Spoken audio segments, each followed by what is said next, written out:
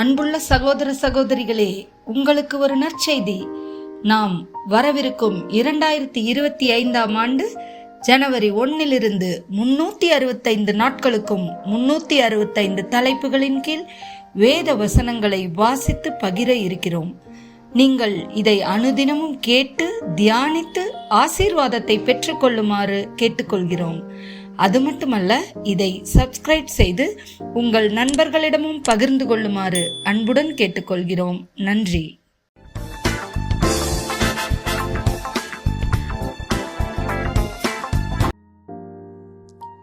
இன்று நாள் 143.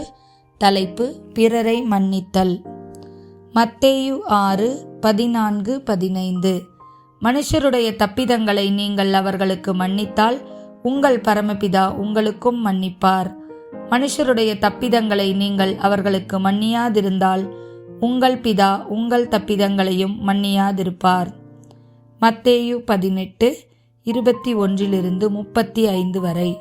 அப்பொழுது பேதுரு அவரிடத்தில் வந்து, ஆண்டவரே, என் சகோதரன் எனக்கு விரோதமாய் குற்றம் செய்து வந்தால் நான் எத்தனை தரம் மன்னிக்க வேண்டும்? 7 தரம் மட்டுமோ என்று கேட்டான். அதற்கு இயேசு, 7 தரம் மாத்திரமல்ல, 770 தரம் மட்டும் என்று உனக்கு சொல்கிறேன். எப்படியெனில் பரலோக ராஜ்யம் தன் ஊழியக்காரனிடத்தில் கணக்கு பார்க்க வேண்டுமென்றிருந்த ஒரு ராஜாவுக்கு ஒப்பாய் இருக்கிறது. அவர் கணக்கு பார்க்க தொடங்கின போது 10,000 தாலந்து கடன்பட்டவன் ஒருவனை அவனுக்கு முன்பாக கொண்டு வந்தார்கள். கடனை தீர்க்க அவனுக்கு நிர்வாகம் இல்லாதபடியால் அவனுடைய ஆண்டவன் அவனையும் அவன் பெண்ஜாதி பிள்ளைகளையும் அவனுக்கு உண்டான எல்லாவற்றையும் விட்டு கடனை தீர்க்கும்படி கட்டளையிட்டான். அப்பொழுது அந்த ஊழியக்காரன் தாழே விழுந்து வணங்கி, ஆண்டவனே, என்னிடத்தில் பொறுமையாயிரும், எல்லாவற்றையும் உமக்கு கொடுத்து தீர்க்கிறேன் என்றான். அந்த ஊழியக்காரனுடைய ஆண்டவன் மனதிறங்கி அவனை விடுதலை பண்ணி கடனையும் அவனுக்கு மன்னித்து விட்டான். அப்படி இருக்க அந்த ஊழியக்காரன் புறப்பட்டு போகையில் தன்னிடத்தில் 100 வெள்ளிப்பணம் கடன்பட்டிருந்தவனாகிய தன் உடன் வேலைக்காரரில் ஒருவனை கண்டு அவனை பிடித்து தொண்டையை நெரித்து, நீ பட்ட கடனை எனக்கு கொடுத்து தீர்க்க வேண்டும் என்றான். அப்பொழுது அவனுடைய உடன் வேலைக்காரன் காலிலே விழுந்து, என்னிடத்தில் பொறுமையாயிரும், எல்லாவற்றையும் உமக்கு கொடுத்து தீர்க்கிறேன் என்று அவனை வேண்டிக் கொண்டான். அவனோ சம்மதியாமல் போய் அவன் பட்ட கடனை கொடுத்து தீர்க்குமளவும் அவனை காவலில் போடுவித்தான். நடந்ததை அவன் உடன் வேலைக்காரர் கண்டு மிகவும் துக்கப்பட்டு ஆண்டவனிடத்தில் வந்து நடந்ததையெல்லாம் அறிவித்தார்கள். அப்பொழுது அவனுடைய ஆண்டவன் அவனை அழைப்பித்து, பொல்லாத ஊழியக்காரனே, நீ என்னை வேண்டிக் கொண்டபடியினால் அந்த கடன் முழுவதையும் உனக்கு மன்னித்து விட்டேன்.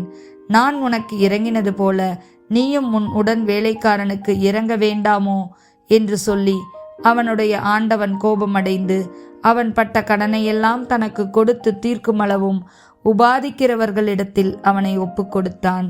நீங்களும் அவனவன் தன் சகோதரன் செய்த தப்பிதங்களை மனப்பூர்வமாய் மன்னியாமல் போனால் என் பரமபிதாவும் உங்களுக்கு இப்படியே செய்வார் என்றார். லூக்கா 17:3-4. உங்களை குறித்து எச்சரிக்கையாயிருங்கள். உன் சகோதரன் உனக்கு விரோதமாக குற்றம் செய்தால் அவனை கடிந்துகொள். அவன் மனஸ்தாபப்பட்டால் அவனுக்கு மன்னிப்பாயாக. அவன் ஒரு நாளில் 7 தரம் உனக்கு விரோதமாய் குற்றம் செய்து 7 தரம் உன்னிடத்தில் வந்து நான் மனஸ்தாபப்படுகிறேன் என்று சொன்னால் அவனுக்கு மன்னிப்பாயாக என்றார். எபேசியர் 4:31-32.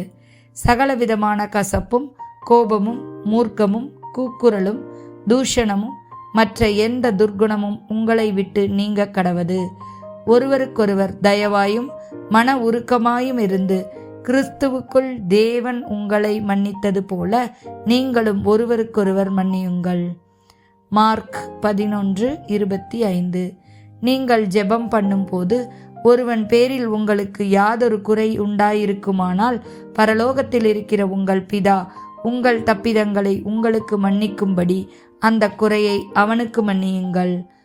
1 கொரிந்தியர் 13:4-5. அன்பு நீடிய சாந்தமும் தயவும் உள்ளது. அன்புக்கு பொறாமை இல்லை. அன்பு தன்னை புகழாது, இருமாப்பாய் இராது, அயோக்கியமானதை செய்யாது, தற்பொழிவை நாடாது, சினமடையாது, தீங்கு நினையாது. 1 பேதுரு 4:8. எல்லாவற்றிற்கும் மேலாக ஒருவரிலொருவர் ஊக்கமான அன்புள்ளவர்களாயிருங்கள். அன்பு திரளான பாவங்களை மூடும். ஆதியாகமம் 45:6-8 வரை. தேசத்தில் இப்பொழுது 2 வருஷமாக பஞ்சம் உண்டாயிருக்கிறது. இன்னும் 5 வருஷம் உழவும் அறுப்பும் இல்லாமல் பஞ்சம் இருக்கும்.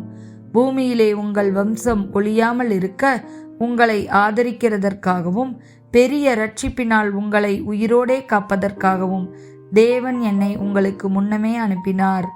ஆதலால் நீங்கள் அல்ல, தேவனே என்னை இவ்விடத்திற்கு அனுப்பி என்னை பார்வோனுக்கு தகப்பனாகவும் அவர் குடும்பம் அனைத்திற்கும் கர்த்தனாகவும் எகிப்து தேசம் முழுவதுக்கும் அதிபதியாகவும் வைத்தார்.